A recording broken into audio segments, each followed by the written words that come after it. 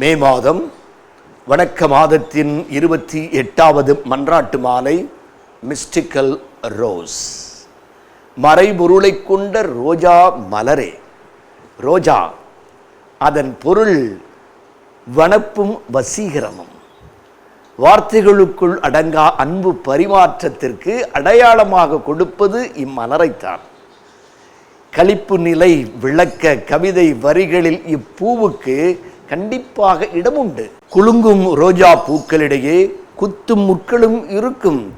முள்ளில்லாத கிளையில் முகிழ்ப்பதில்லை இது.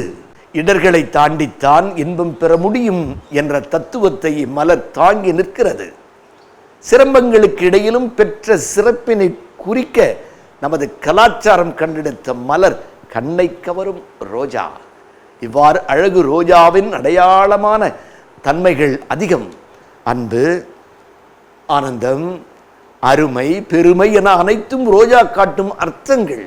மரியாள் மறைபொருளை காட்டும் ரோஜா மலர். மகனை கொஞ்சிய பொழுது மாபரனையும் கொஞ்சிய மகாவாக்கிய மரியாளுக்கும் மட்டுமே உண்டு. ஈன்றெடுத்த மகனை அன்பு செய்வதால் இறைவனை அன்பு செய்யும் ஈடில்லா சிறப்பு அவருக்கு உண்டு.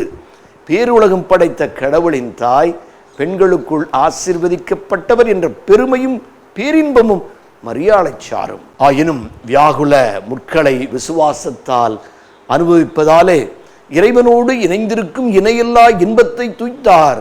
இறந்த மறைபொருளை காட்டும் மரியாள் ரோஜா மலர் போன்றவர். ஆகவே தான் மரியாவை பார்த்து மறைபொருளை கொண்டார். ரோஜா மலரே, எங்களுக்காக வேண்டிக் கொள்ளும் என்று ஜெபிக்கிறோம். நன்றி. God bless you. மரியே வாழ்க.